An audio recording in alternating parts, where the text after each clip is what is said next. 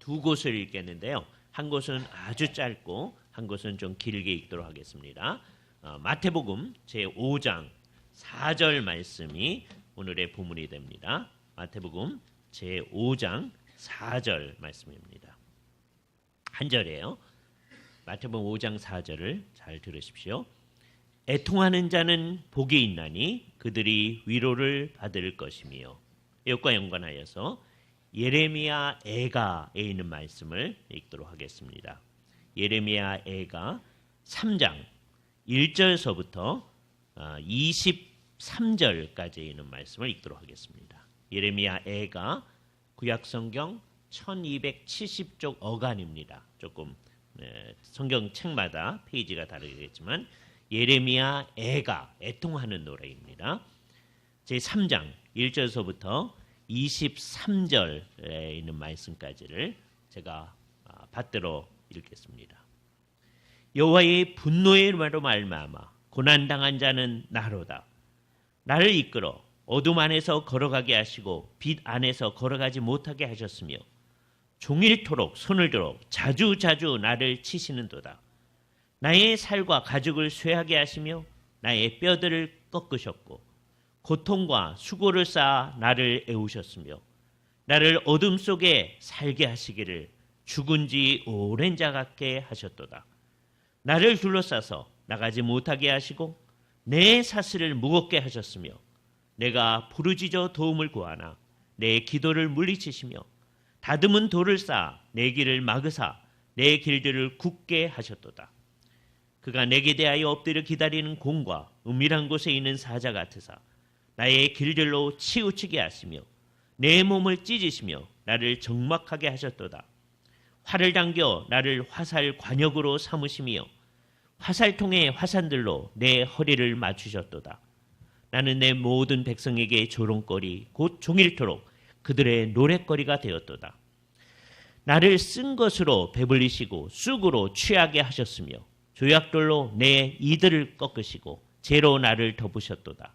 주께서 내 심령이 평강에서 멀리 떠나게 하시니 내가 복을 내어 버렸으며 스스로 이르기를 나의 힘과 여호와께 대한 내 소망이 끊어졌다 하였도다. 내 고초와 재난 곧 쑥과 담즙을 기억하소서. 내 마음이 그것을 기억하고 내가 낙심이 되오나 이것을 내가 내 마음에 담아 두었더니 그것이 오히려 나의 소망이 되었사오면 여호와의 인자와 긍휼이 무궁하심으로 우리가 진멸되지 아니함이니이다. 이것들이 아침마다 새로우니 주의 성실하심이 크시도소이다. 주께서 이 말씀을 사용하셔서 우리에게 필요한 은혜를 베풀어 주시기를 원합니다. 우리가 마태복음을 공부해 나가면서 지난주에서부터 마태복음 5장에서부터 시작되어지는 소위 산상수훈을 생각해 나갑니다. 그 중에서 이제 맨 앞부분이 8복, 8가지 복에 관한 내용을 생각한다고 그랬죠. 지난주에 우리가 심령이 가난한 자는 복이 있다라고 하신 말씀의 뜻이 무엇인가 하는 걸 생각했어요. 그런 다음에 예수님께서는 그 심령이 가난한 자가 복이 있다라고 하는 것도 굉장히 역설적이잖아요. 가난한 게 어떻게 복이 있나 하는 건데 오늘 얘기에서 그 역설이 더 크게 도달합니다. 애통하는 자는 복이 있다. 애통한다고 하는 것은 애곡하는 자라는 거예요. 어느 정도로 슬퍼하는 거냐? 누군가가 죽었을 때, 여러분의 가족 가운데 누군가가 죽었을 때 애통하는 그 마음을 얘기하는 거예요. 그죠?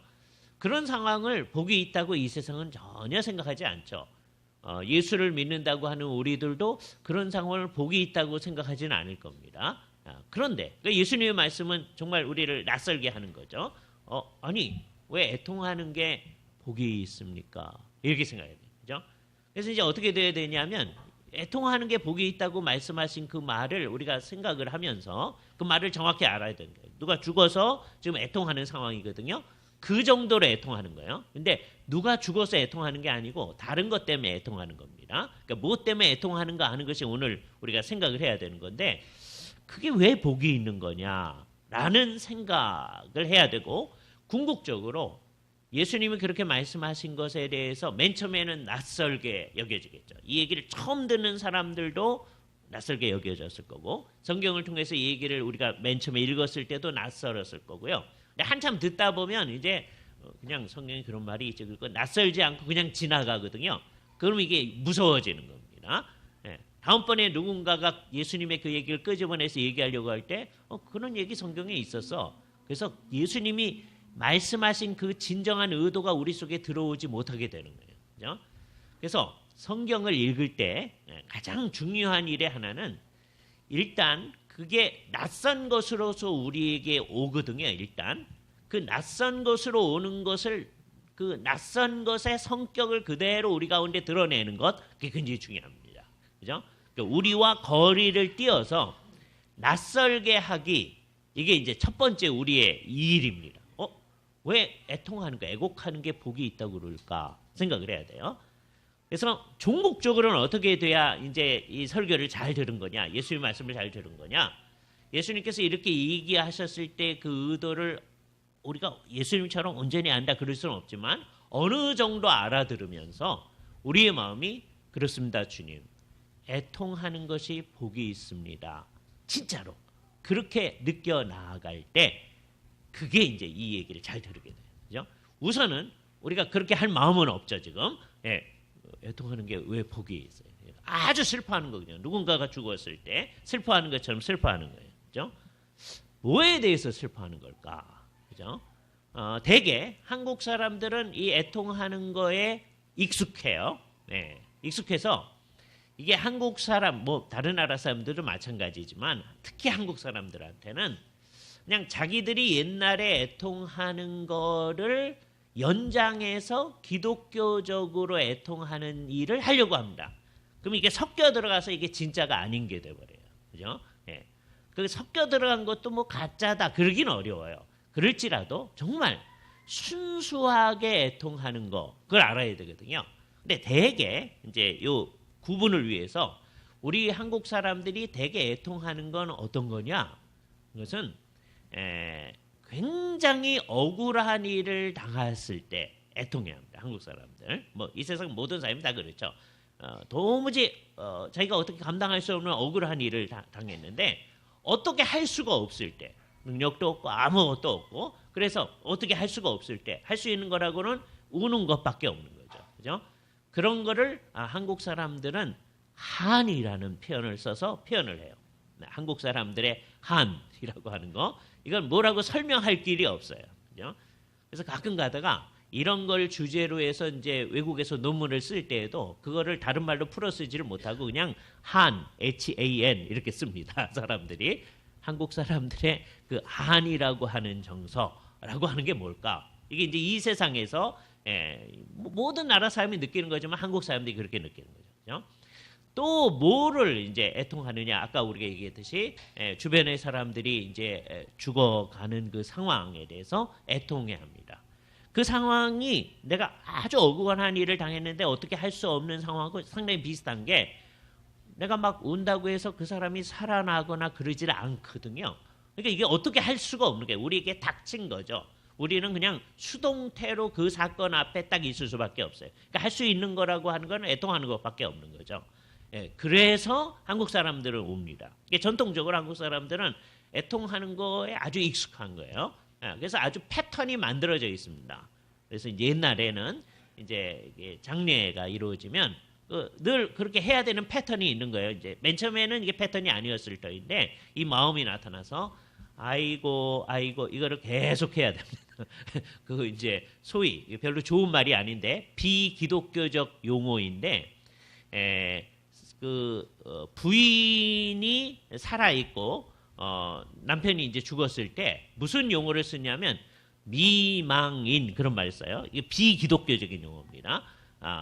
기독교인들은 그 말을 쓰면 안 돼요. 이거 나중에 이제 설명하겠지만 왜냐하면 미망인이 뭐냐 아직 망하지 않은 사람이거든요. 그러니까 죽은 사람 뭐예요? 망한 사람이라고 그죠? 그러니까 전혀 기독교적 의식이 없이 생각하는 거죠. 이 세상에서 사는 게 전부 다니까 죽음은 망해 버렸으니까. 근데 아직 살아있는 사람은 아직 망하지 않은 사람, 미망인 이런 말을 쓴단 말이에요. 아무 생각이 없으면 우리도 그냥 갖다 그 말을 쓰는 거죠. 이럴 때 이제 우리는 요거에 대해서 이제 잘 생각해야 돼요. 그죠? 그럼 이럴 때 그럼 예수 믿는 사람이 애통하라는 거는 이게 뭐냐? 예수님께서 그렇게 요구한 거잖아요. 애통하는 자는 복이 있나니 이렇게 얘기할 때 그 뜻이 뭐냐? 그럼 우리는 날마다 한 속에서 살아야 된다는 거냐? 아니면 이 세상 가운데서 우리의 가족들이 죽고 하는 일이 이제 막 겹쳐서 나타나는 그런 일이 우리에게 있을 수도 있습니다. 근데 예수님께서 애통하는 자는 복이 있나니 했을 때 그게 이런 정황을 얘기하는 게 아니라고 하는 것은 우리가 쉽게 이해할 수 있어요. 그죠? 그래서 이 세상 사람들이 애통하는 그 정황하고요. 하나님의 백성들이 진짜 애통하는 정황을 이제 비교를 이제 해봐요. 물론 예수를 믿는 사람들도 그냥 늘 예수 믿는 그 마음으로 늘 사는 게 아니니까 우리도 아까 얘기했던 그런 정황이 나타났을 때 애통을 하게 됩니다. 평소에는 애통을 안 하다가 그런 정황이 있을 때 애통을 하는 거예요. 그런데 여기 오늘 읽었던 예레미야 애가가 그게 애가가 뭐냐면 애통하는 노래거든요. 애가, lamentation, 그죠? 정말 애곡하는 노래예요. 그러니까 예레미야가 애통을 합니다. 그죠? 근데 뭐 때문에 애통을 하냐? 굉장히 애통을 해요. 예를 들어서 이제 예레미야 애가 몇몇 구절을 한번 쭉 보겠어요. 앞뒤를 저기 볼 텐데 예를 들자면 1장 2절 한번 보세요. 밤에는 슬피 우니 눈물이 밤에 흐름이요. 사랑하던 자들 중에 그에게 위로하는 자가 없고 친구들도 다 배반하여 원수가 되었도다. 그죠? 자, 상황은 어려워졌어요. 아무도 위로할 사람이 없는 상황이에요. 그런 상황에서 정말 애통할 만하죠. 그런데 이제 차이는 이제 아까 우리나라 사람들이 애통하는 거는 정말 그 상황 때문에 애통하는 거거든요. 아무도 날 도와줄 길이 없고 여기서 빠져나갈 구멍이 없을 때 애통합니다. 그런데 이제 이 사람은 결국 애통의 의미가 뭔지가 이제 나타나요. 쭉 내려가면 5절 뒷부분에 보면 그의 죄가 많음으로 여호와께서 그를 곤욕해 하셨습니다. 어린 자녀들이 대적에게 사로잡혔도다. 어린 자녀들이 대적에게 사로잡혀감 굉장한 어려움이죠. 그렇죠? 옛날 이스라엘이 당했던 어려움, 우리가 일제 때 당했던 어려움. 그런데 내가 당하는 건 차라리 낫겠는데 어린 대적들이 잡혀가. 얼마나 힘들겠어요? 근데 여기 이제 하나 더 중요한 거. 이게 어려움이 당했기 때문에 애통하는 게 아니고요. 그 이유 때문에 애통하는 거예요. 우리의 죄가 많음으로 이런 일이 있게 되어졌다는 거예요. 그죠? 5절 보세요. 예루살렘이 크게 범죄함으로 조속거리가 되었으니 전에 그에게 영광을 돌리던 모든 사람이 그의 벗었음을 보고 업신여김이요 그는 탄식하여 물러가는도다. 예루살렘의 죄악 때문에 그렇다는 거예요. 그러니까 이 세상에서 우리가 당하는 모든 문제의 근원은 그래서 잘 생각을 해야 되는데 1대1 대응을 찾으려고 하는 것은 안 됩니다. 내가 어떤 어려움을 당했을 때 이게 내 무슨 죄 때문에 이랬구나. 이건 안 되는 거예요. 그죠? 그러면 이 세상 문제를 해결할 길이 없어지게 돼요. 유대인들은 제대로 된 거를 배워가지고 그것을 이렇게 1대1 대응으로 찾으려고 하다가 머릿속이 아주 복잡해진 거예요. 그죠? 큰 사고가 나면 그게 누구 죄 때문에 저랬을까? 유대인들은 그렇게 하는 거예요. 이런 생각의 아주 극치가 뭐냐면 어떤 사람이 예를 들어서 날 때부터 소경으로 난 사람을 딱 본 거예요. 예수님의 제자들이 역시 유대인이니까 예수님께 물어보는 거죠. 이 사람이 소경으로 난 것이 누구 죄 때문입니까? 그 질문 배후에는 분명히 이 사람이 살다가 중간에 소경이 됐으면 어떻게 생각하는 거죠? 저 사람이 무슨 죄를 뭔지는 모르지만 죄를 지었기 때문에 그런 거야. 이렇게 생각하려고 하는 게 있는 거죠. 근데 날 때부터 소경으로 나는 거니까 이건 누구 때문일까? 이게 전부 1대1 대응을 찾으려고 하는 마음에서 나타나는 겁니다. 그런데 예수님께서는 그렇게 생각하면 안 된다는 거예요. 우리의 죄악이라고 하는 것은 다 큰데 누구든지가 하는 거죠. 그래서 만일에 우리도 하나님 앞에 회개하지 아니하면 하나님께서 우리에게도 큰 어려움을 주신 것은 당연한 일이다. 그러니까 죄에 대해서 하나님께서 진노하시고 벌을 내신다는 원칙이 있음에도 불구하고 그것을 1대1 대응으로 채우려고 하면 안 되는 거예요. 그러나 그 일대일 대응으로 안 찾는 것 때문에 이 세상의 모든 어려움이 인간의 죄 때문이라는 걸 잊어버리면 안 됩니다. 그죠? 누구의 무슨 죄 때문인가 그걸 알 길은 없어요. 그러나 이 세상이 죄 때문에 모든 복잡한 문제가 있게 됐다는 것은 누구든지 알 수 있는 아주 자명한 사실입니다. 그죠? 그 죄가 어떤 거냐? 예를 들자면 9절이 이렇게 얘기합니다. 그의 더러운 것이 그의 옷깃에 묻어 있으나 여기서 말하는 더러운 것은 오물을 얘기하는데 이게 물리적인 오물을 얘기하는 게 아니고요. 말은 그렇게 하는 거예요.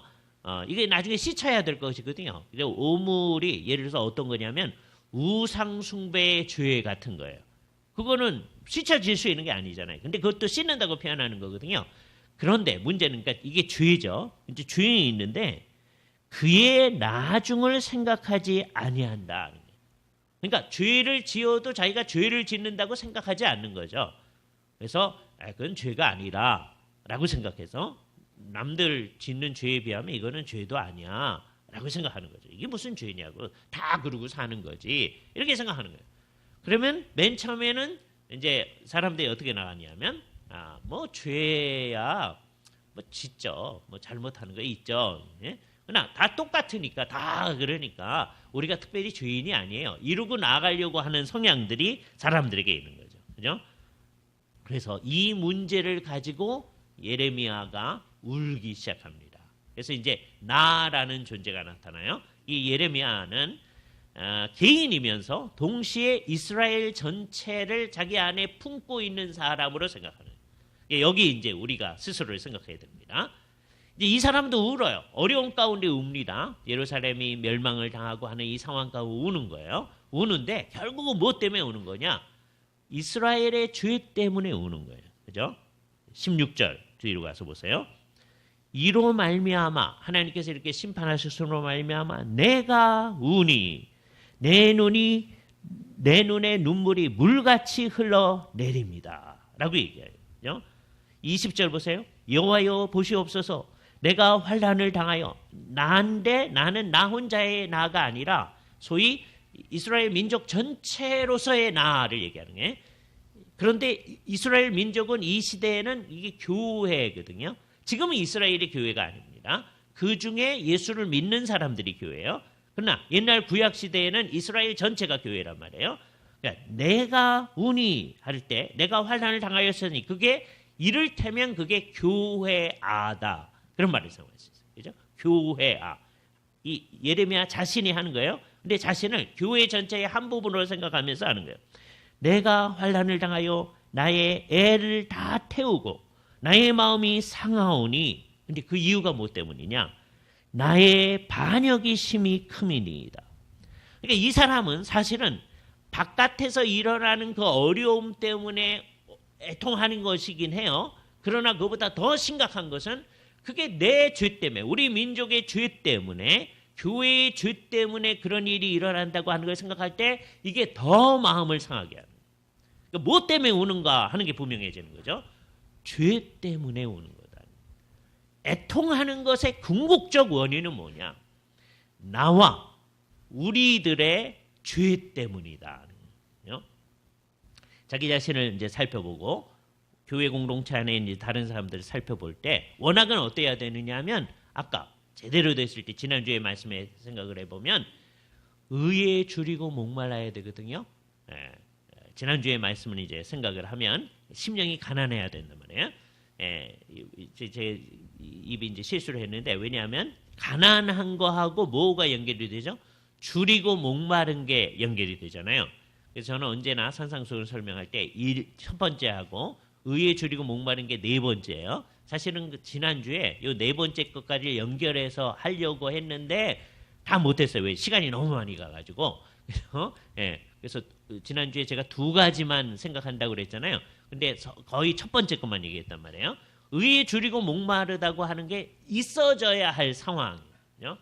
자기 자신들도 이제 하나님의 백성이니까 하나님이 원하시는 의를 향해서 갈망하고 그 뜻을 향해 나아가야 돼요. 그죠? 다른 사람들도 그렇게 해야 돼요.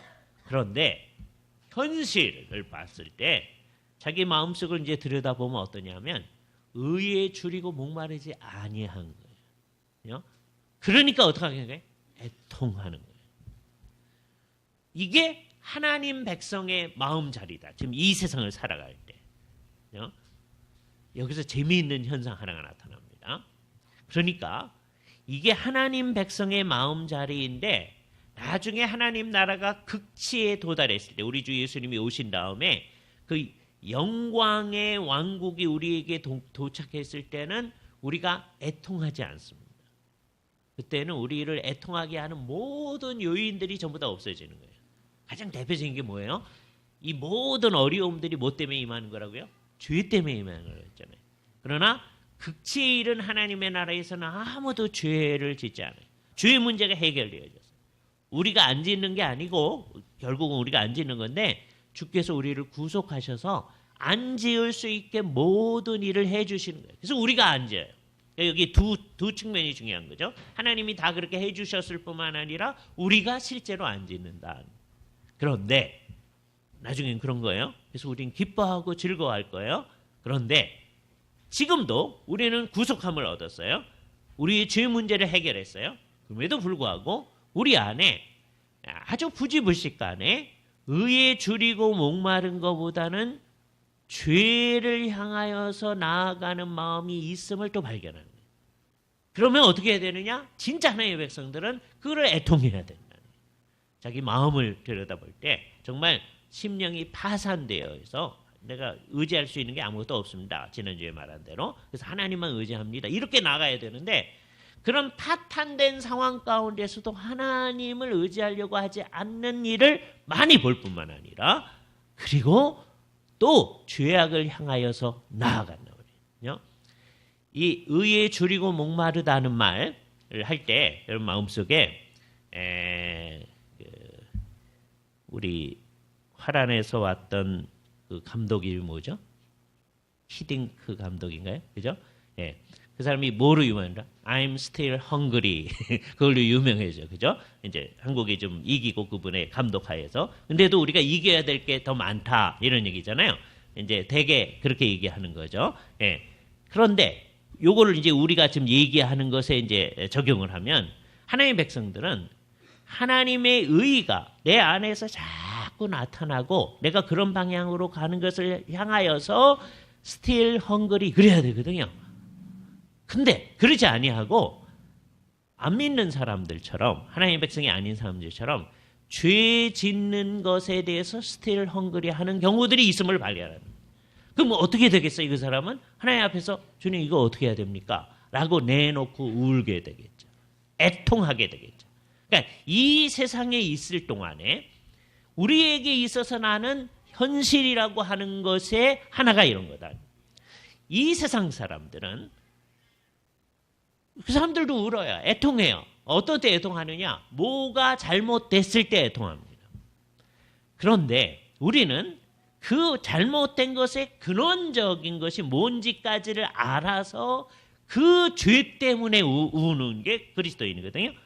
근데 여기 이제 그리스도인이라고 하면서도 그렇지 않은 거예요. 우리도 그냥 이 세상 사람처럼 뭐가 잘 되면 좋아하고 뭐가 안 되면 그때 울어. 예? 그 근원에로 가서 하려는 마음이 없어. 그게 우리에게 울음의 원인이 되어집니다. 진짜 애통하게 되는 거예요. 아, 주님, 내가 의에 대해서 still hungry, 의에 줄이고 목마릅니다. 그래야 되는데 그러지 않은 마음이 우리한테 있다는 거예요. 근데 나만 그런 게 아니라 우리 교회에 나타나는 다른 사람들을 볼 때도 역시 안 그래. 다른 교회도 봤을 때도 그런 사람 몇 명 있는 것 같은데 역시 안 그래.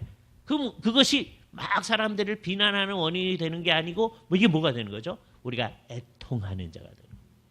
그래서 진짜 교회는 이게 제가 늘 하는 얘기인데 진짜 교회는 언제나 울며 애통하는 교회예요. 진짜 그리스도인들은 언제나 울며 애통합니다. 언제까지 그러느냐? 하나님 나라가 극치에 도달할 때까지는 그런 거예요. 하나님 나라가 극치에 도달하고 나면 우리에게 우는 거 없어져요. 그죠? 그때는 애통하는 게 없습니다. 그래서 이게요, 이 산상수훈이라고 하는 게 어떤 거는 지금부터 영원까지 우리를 특징 지우는 성격이기도 해요. 하나님만을 갈망한다. 의만을 갈망한다. 이거는 지금부터 영원까지입니다. 하나님 나라가 극치에 도달해도 우리는 하나님만을 의존할 것이고 의를 갈망할 거예요.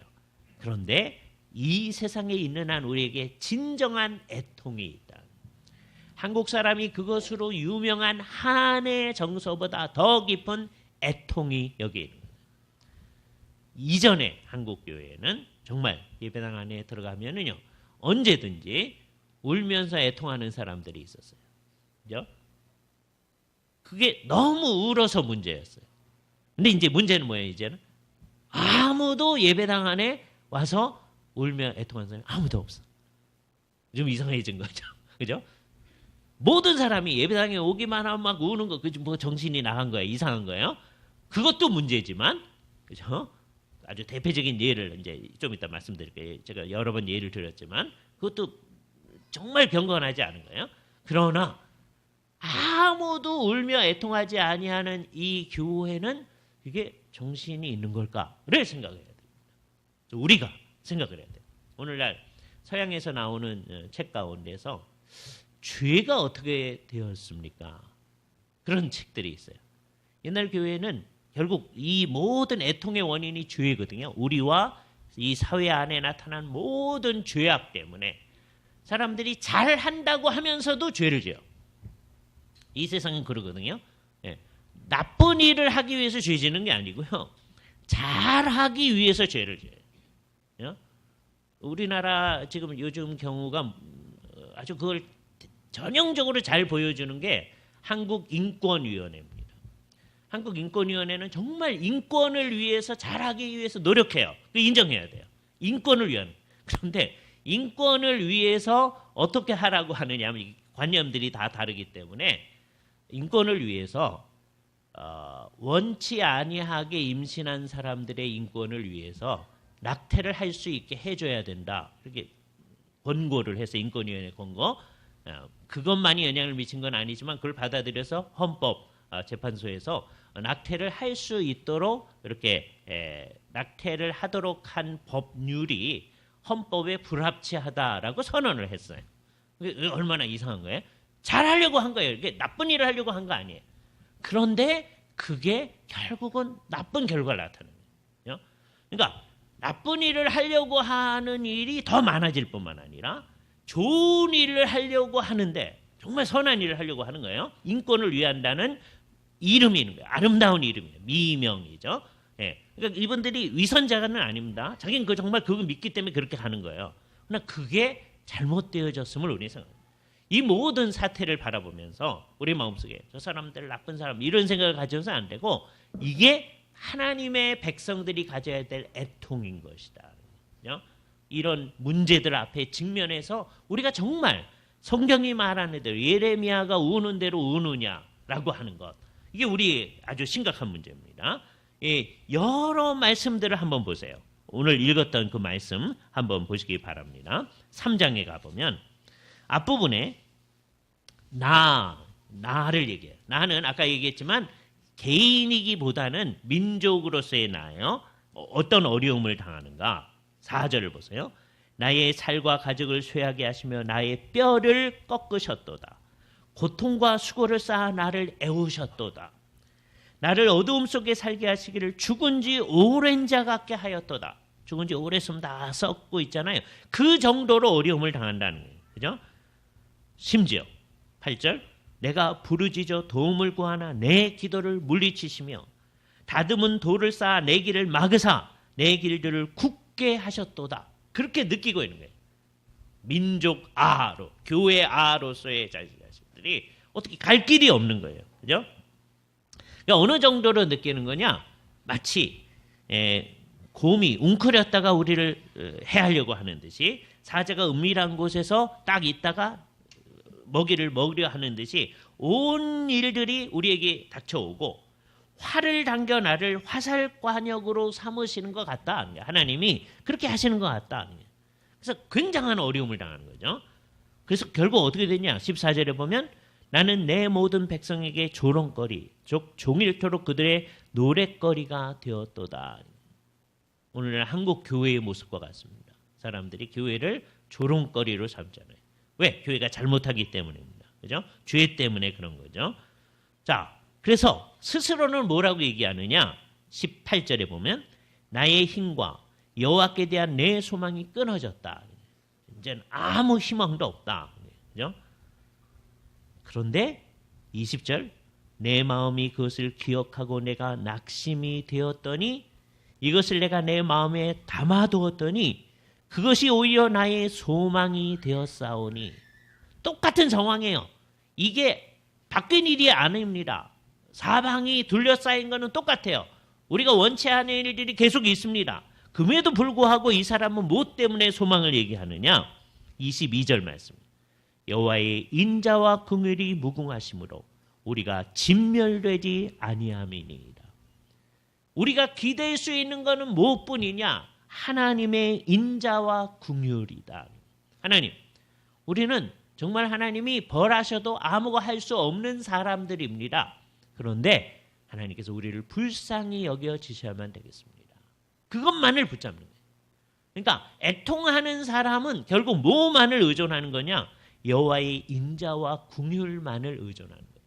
하나님이 하시는 처분 방식을 받아들이는 거예요.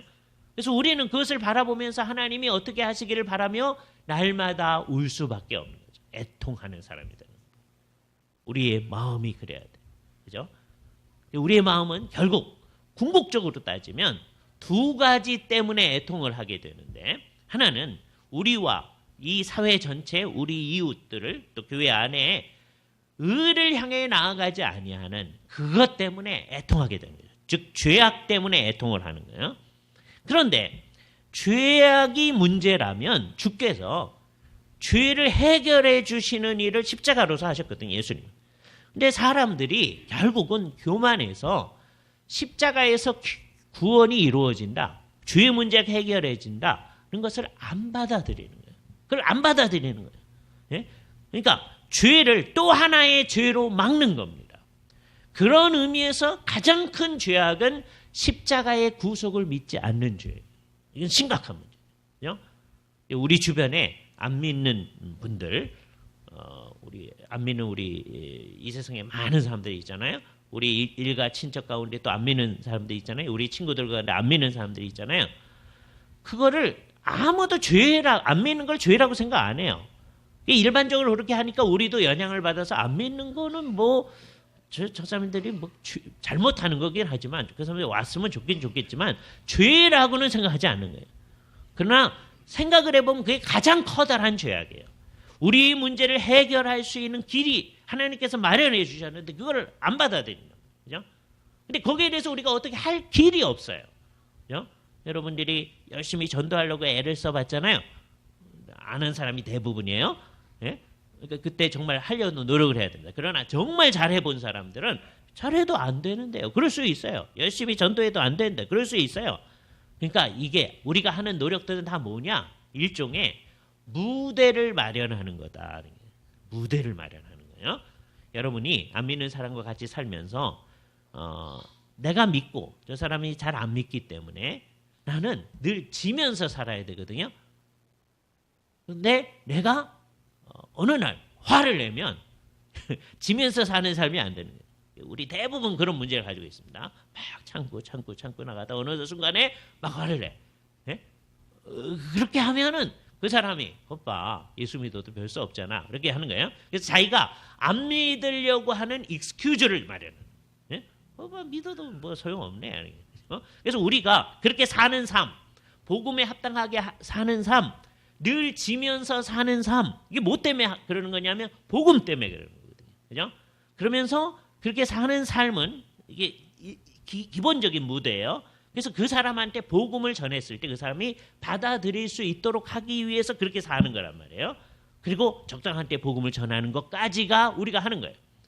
그런데 내가 암만 잘 설득하고 잘해도 그게 쉽게 받아들여지지가 않거든요. 그러니까 우리는 그걸 위해서 애통하며 기도해야 돼요. 저 사람의 마음 가운데 하나님의 그 구속을 안 받으려고 하는 그 마음이 있을 때 마음이 상해야 되는 거거든요. 그래서 안타까운 마음으로 사랑하는 마음으로 저 사람이 그 복음의 말씀을 정말 받아들일 수 있도록 하는 일을 위해서 간 거예요. 그러니까 애통의 가장 기본적인 게 두 가지예요. 하나는 우리와 이웃에게 있는 이 사회 속에 있는 죄악 때문에 우리는 끝없이 애통하는 거예요.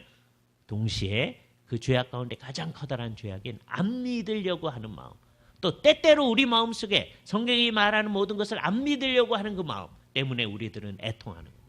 그죠? 바로 그런 의미에서 주님께서 말씀하신 거예요. 애통하는 사람은 복이 있다. 그렇게 애통한다고 하는 건 뭐예요? 우리가 하나님 앞에서 하나님의 그 마음하고 합한 마음을 조금이라도 가지게 됐다는 거예요. 그렇죠? 이 세상에 있는 사람은 죄 때문에 애통하지 않아요. 안 믿는 것 때문에 애통하지 않아요. 엉터리 예수 믿는 사람, 우리도 그런 사람일 수가 있습니다. 그러면 죄 때문에 안타까워하지만 애통하지는 않아요. 안 믿는 것 때문에 안타까워하지만 애통은 안 해요. 그냥 저러다 어떡할까? 그러고 말어. 그러나 진짜 하나님의 백성들은 거기에 대해서 애통하는, 누가 죽었을 때 애통하는 거예요. 그것보다 더한 거죠. 왜냐하면 믿는 사람끼리 한 사람이 죽으면 나중에 부활할 때 만나는 소망이 있어요. 그러나 정말 어떤 사람이 안 믿고 죽으면 전혀 만날 수 없는 상황 가운데 직면하는 거예요. 예? 그 사실이라고 우리는 안단 말이에요. 그러니까 그거는 정말 애통할 만한 거죠. 이 세상에 누가 죽었을 때 애통함보다 더 애통할 만한 거예요. 그죠? 이런 마음이 있을 때 우리가 그렇게 살아가는 겁니다. 그죠? 이런 애통하는 사람에게 대해서 하나님께서는 이 세상을 사는 동안 부분적으로 위로를 주셔요. 그리고 하나님 나라의 극치에 있을 때 가장 온전한 위로를 주셔요. 그러니까 우리는 어떤 사람이냐? 애통하기 때문에 늘 울기만 하는 사람은 아니에요. 이게 흥미로워요. 애통하는데 기뻐해요. 이상한 일이에요. 기독교는 항상 이런 역설 가운데 있어요. 늘 애통하는데 그 마음속에 십자가의 구속에 대한 기쁨이 있는 거예요. 기쁨 가운데 애통하고요. 애통하면서 기뻐하는 거예요.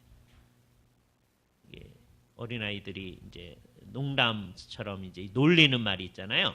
울다가 웃으면 어떻게 된다 그런 거. 그런데 진짜 하나님의 백성들은 항상 울다가도 웃고요. 웃다가도 우는 거예요. 십자가의 구속 때문에 우리는 늘 기뻐하는 거예요.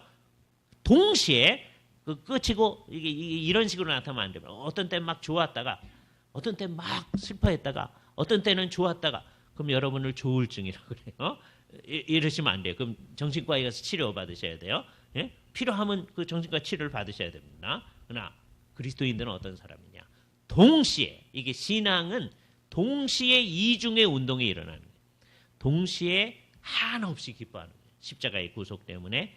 그러나 동시에 이 세상이 그 십자가의 구속을 받아들이지 아니하고 계속 죄악 속에 있는 것 때문에 우리는 애통하는 사람. 주님께서 그런 애통하는 사람인 우리에게 이렇게 말씀하십니다. 애통하는 자는 복이 있나니 저희가 위로를 받을 것이며. 다 같이 기도하시죠. 거룩하신 주님, 주님의 말씀 앞에서 우리가 어떤 사람으로 이 세상에 있어야 되는지를 생각하게 되옵나이다. 우리의 죄악과 이 세상의 죄악 때문에 우리들은 애통할 수밖에 없음을 알게 되고 진실로 이 세상에서 애통하게 되옵나이다.